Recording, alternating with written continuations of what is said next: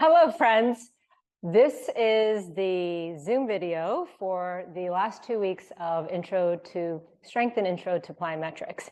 And I wanted to go over 6 exercises that you're going to see in this week's 6th, 7th, and 8th. And I wanted to kind of give you a little bit more intel on how to do it, since nobody could make all the live meetings. So the first one is called a split exchange. So just to review, you've all done pogos, which is this.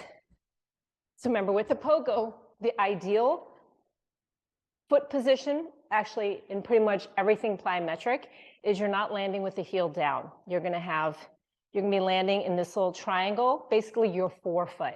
So pogos, which you've been doing.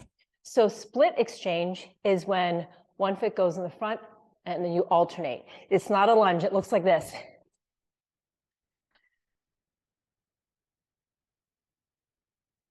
Okay, so the one foot, the way the feet are moving, they have to change roles, right? One is powering up and one is kind of decelerating, like the one behind is kind of slowing the front one down. So you're alternating. So that is the split exchange, with the goal being like evenly switching feet, staying on the balls of your feet. The second exercise you're going to see is something called an intensive pogo. So extensive is what we've been doing, something rhythmic, bouncy, something you could do for a while. So this you could do for a while. The intensive is power. It's literally like the name intensive. So the goal is to get height. In order to get height, your legs are going to be stiffer and the bounce is off the ball of your foot. So the goal is to try to, every time you bounce, pull your toes up when you're in the air. So I'm going to show you the difference. Extensive, here's intensive. You use your arms. So your goal is to be more powerful off the ground. So like that. So it's almost like your forefoot, the front of your foot is slapping the ground to get up. So instead of being like, let me try to jump, get up, it's literally, that makes sense? So those are the first two. The next two exercises that you will see, let me just get a quick, you don't have to do this from a step, but I'm going to show it to you if you had some sort of low step. It'll say toe tap agility on the exercise. So the goal is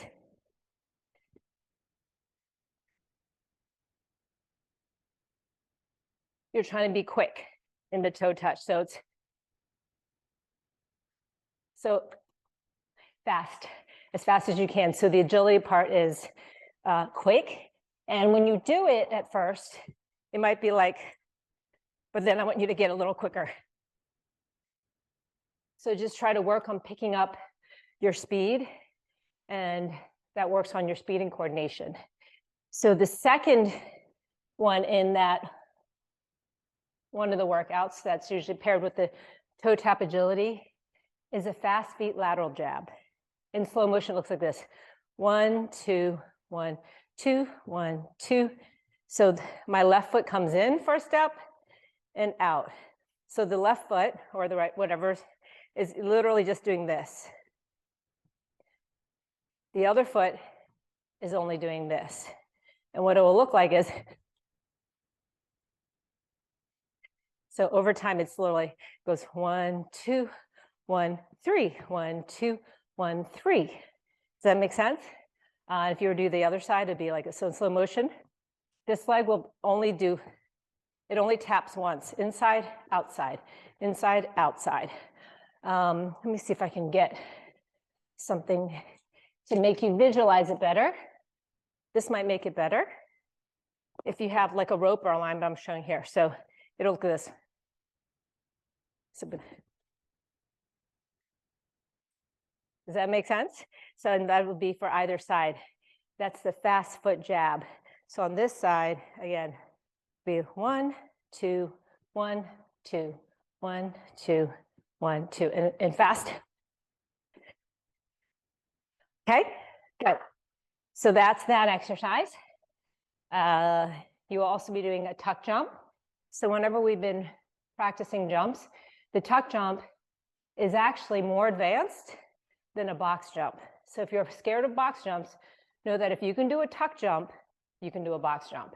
The box jumps just seem scary. So a tuck jump, I'm jumping and pulling my knees up.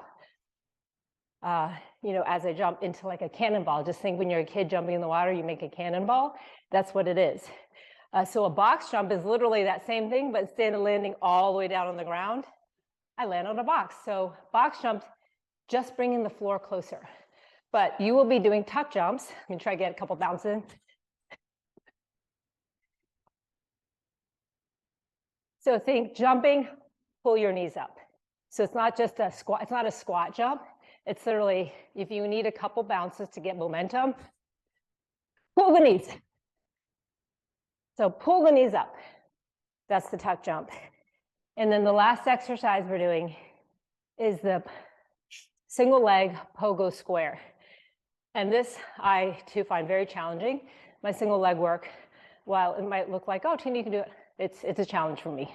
So you want to think you're going to jump in the square, in the shape of a square. So see, my square is not perfect.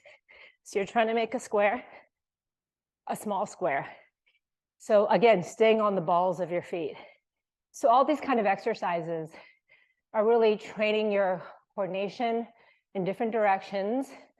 Besides coordination, your nervous system is learning how to react faster.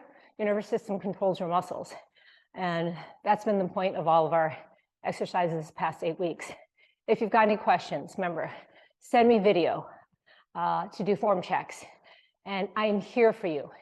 Don't stress that you can't do it like the video. Those are the perfect examples of what to do. We're always working on it. As long as you're better than when you started, that's progress. Have a great week. And again, hit me up if you have any questions or want to show me anything in terms of form.